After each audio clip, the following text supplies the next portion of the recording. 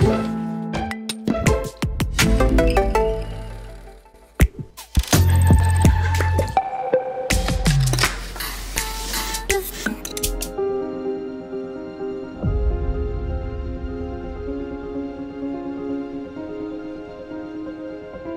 cathédrale Saint-Pierre et Saint-Paul de Nantes a été reconstruite sur des bases plus anciennes à partir du XVe siècle et sa construction s'est étalée jusqu'au XIXe siècle. Elle est classée monument historique depuis le XIXe siècle. Le tombeau de François II et Marguerite de Foix est une œuvre majeure de la Renaissance française. C'est une commande royale d'Anne de Bretagne pour ses parents Marguerite de Foix et François II. C'est un tombeau qui marque la transition entre l'art de la fin du Moyen-Âge et la Renaissance française, puisqu'il associe à la fois des figures et des ornements typiques de la Renaissance française et un dispositif hérité du Moyen-Âge qui est la suite des pleurants, qui est positionné en partie basse.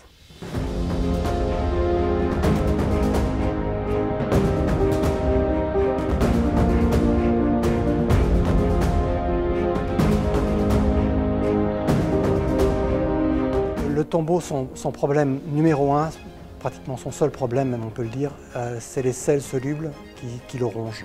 Les sels qui détruisent le tombeau actuellement sont le résultat d'une mauvaise rencontre entre le sel de mer qui était contenu dans le sable de Loire, de l'estuaire de la Loire qu'on a utilisé pour la restauration du tombeau au début du 19e, et le plâtre par ailleurs qu'on a utilisé.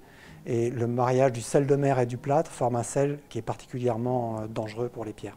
Les sels cristallisent pour l'instant surtout dans la serpentinite, la pierre vert sombre qui constitue des bandeaux en bas du tombeau. Visuellement, on voit simplement la pierre tomber en petits morceaux au pied du tombeau. Les problèmes de sel soluble sont des pathologies évolutives et avec un effet de seuil, c'est-à-dire que plus ça s'abîme, plus ça va vite. Les dégradations dues au sel sont irréversibles. La solution est assez simple mais très lourde, il faut tout démonter.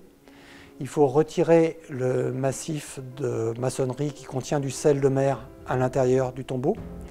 Il faut retirer le plâtre et ensuite il faut retirer les sels qui sont déjà rentrés dans les pierres. Donc essentiellement les pierres des parties basses. Surtout la serpentinite, mais aussi le marbre.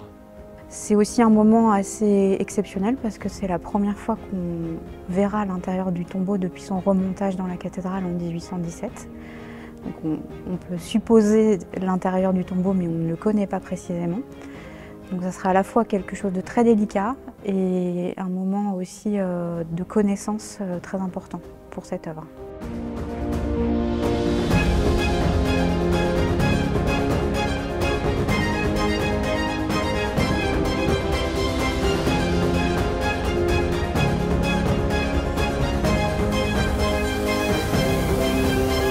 Pour enlever les sels, la seule solution qui permette de retirer des quantités de sel aussi importantes et qui ont pénétré aussi profondément, actuellement, c'est de faire des bains de dessalement.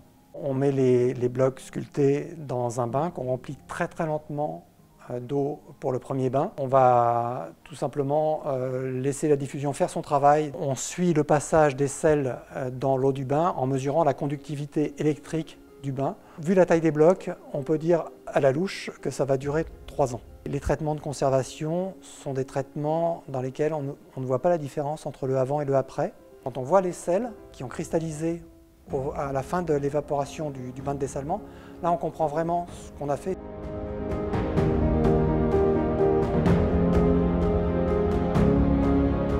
Malheureusement, alors qu'on s'apprêtait à lancer la restauration du tombeau l'année dernière, en juillet, la cathédrale de Nantes a été touchée par un incendie. Le tombeau se trouvait à proximité directe d'un des foyers, puisqu'il était à quelques mètres du feu qui s'est déclenché dans le bras sud du transept. Donc l'inquiétude était forte.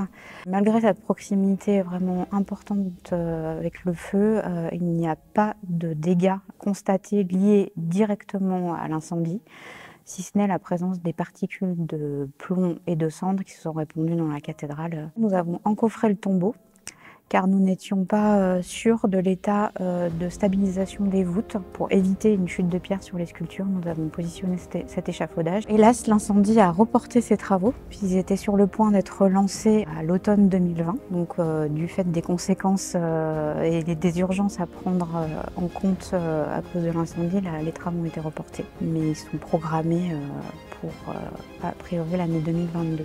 C'est une opération assez exceptionnelle qui s'annonce sur le tombeau de François II et Marguerite de Foix.